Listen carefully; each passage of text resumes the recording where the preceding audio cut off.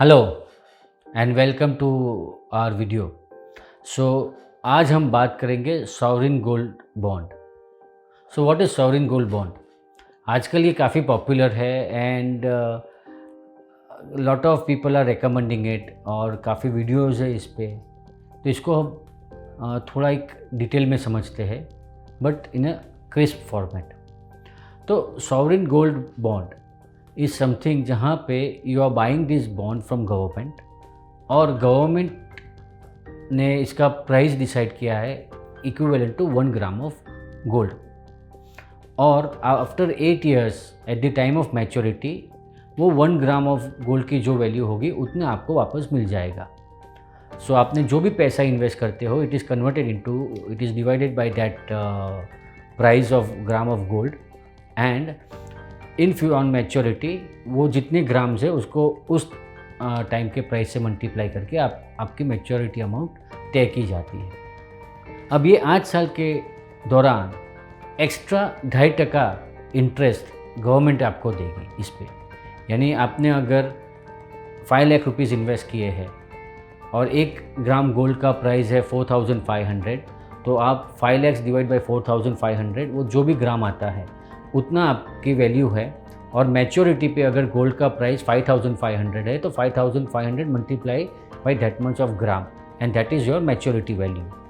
और during this 8 years of duration you will be paid 2.5% on 5 lakhs and it will be paid on half yearly basis, यानी 1.25% 6 महीने में, दूसरे 6 महीने में दूसरा 1.25%। सो है ना interesting.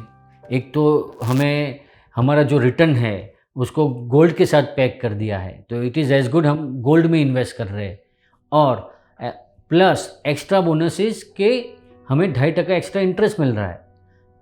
Apart from that government ने ये बोला है कि अगर आप मैच्योरिटी तक होल्ड करते हो तो जो भी गेन है वो टैक्स फ्री है। तो सोने पे सुहागा हो गया, राइट? तो सोने में इन्वेस्ट करने के लिए इससे अच्छा है कोई option? See when it comes to gold, either हम उसको कंज्यूम करते हैं इन फॉर्म्स ऑफ ज्वेलरी या इन्वेस्ट करते हैं either by buying gold coins और गोल्ड ETF या गोल्ड फंड, और अब आ गया है सॉवरिन गोल्ड बॉन्ड। वेल, अब इसको उसको थोड़ा ये जो सब फ्रीबीज है ना वो हटा के एक समझते हैं कि ये why government is doing this, ये गवर्नमेंट क्यों कर रही है, इतनी मेहरबानी क्यों गवर्नमेंट? तो ये समझिए, see India is a gold importing country. We are one of the largest consumer of gold and we do not produce gold, so we have to import gold. Because of that काफ़ी मात्रा में जो हमारा foreign reserves है, foreign currencies है, we have to buy foreign currencies, so there is an outflow of foreign currencies which affects our foreign currency reserves, right? Because we are importing gold which is a big burden on the government. तो government ने ये सोचा कि अगर मुझे foreign reserves अच्छे maintain रखने हैं and I don't want lot of money going out of the country, let me do something where I am able to connect the return और performance of an particular product with gold, right? तो that is the core logic कि government ने ये sovereign gold bond issue करना चालू किया। अब हमें एज ए इन्वेस्टर ये समझना है कि why do we invest in gold, हम गोल्ड में क्यों इन्वेस्ट करते हैं? तो देयर आर 2 reasons। 1, जो मनी यानी कि करेंसी, हमारी जो करेंसी है या दुनिया की कोई भी करेंसी हो वो time to time long term में डेप्रिशिएट होती है, करेंसी की वैल्यू कम होती है।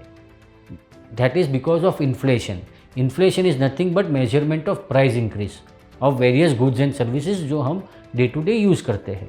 तो because of inflation the currency की purchasing power day by day कम होती है और उसका इम्पैक्ट लॉन्ग टर्म में हमें काफ़ी बड़ा दिखता है।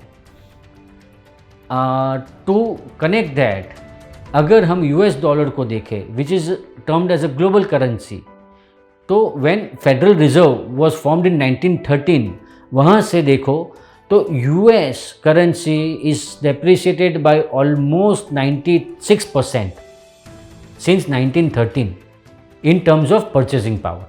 So currencies are designed to lose value. यानी to hedge against this reduction of value we invest in gold. दूसरा ये रीज़न होता है कि it's an insurance, it's an hedge against government also. अगर कल हो के हमारी गवर्नमेंट या कोई कंट्री की गवर्नमेंट प्रॉपरली मैनेज नहीं करती अपने रिजर्व्स, अपने deficits, and there are hyperinflations and lot of devaluation of currencies and degrowth and lot of things, तो gold is something which is not gold, क्योंकि currency तो government print करती है and many times due to excessive supply of currency the value of currency goes down. जो हुआ है कई जगह पे गवर्नमेंट्स फेल हुई है, जैसे वेनेजुला है, जिम्बाब्वे है, you know where inflation have been into 1000%। ऐसा बोला जाता है कि अगर आप वेनेजुला में कॉफ़ी पीने जाते हो तो बाय द टाइम आप कॉफ़ी ऑर्डर करते हो, आपने जो मेनू में प्राइस देख के कॉफ़ी ऑर्डर किया और बिल आता है उसमें बहुत बड़ा डिफरेंस हो जाता है। तो दैट इज़ हाइपर इन्फ्लेशन, यानी hedge against currency and hedge against government. As an insurance against government and hedge against currency, we invest in gold.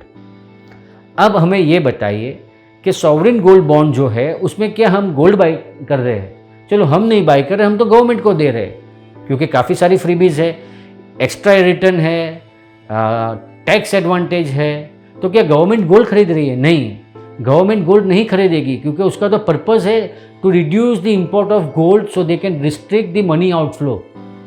जो हमारे देश का पैसा है because of gold import is going out, उसको कम करने के लिए तो government is not going to invest into gold out of this collection of sovereign gold bond से जो कलेक्शन आएगा वो गोल्ड में नहीं इन्वेस्ट करेगी, वो अपने रेवेन्यू या कैपिटल एक्सपेंडिचर के लिए वो कहीं भी यूज़ कर रही है। तो आप समझिए government is borrowing money from you, और जो रिटर्न है या जो इंटरेस्ट है वो उन्होंने गोल्ड के साथ पैक कर दिया है। सो अगर आप कोर प्रिंसिपल समझे तो you are basically defeating the core principle of investing in gold, that is hedge against currency and insurance against government. तो अब के बाद कभी भी सॉवरिन गोल्ड बॉन्ड में आपको ज़्यादा लालच आए या आपको लगे कि बहुत अच्छा है या आपको बहुत सारे मार्केटिंग ईमेल्स आए आपके बैंक से, आपके डिस्ट्रीब्यूटर से, आपके स्टॉक ब्रोकर से या कई यूट्यूब वीडियोस से, do think about it. Are you investing in gold? Are you investing to hedge against currency? Are you insuring against government? So अगर आपका पर्पस गोल्ड है तो you should not be investing in sovereign gold bond, because you are not investing in gold, you are lending money to government. तो उससे better है आप government के bond खरीद लीजिए।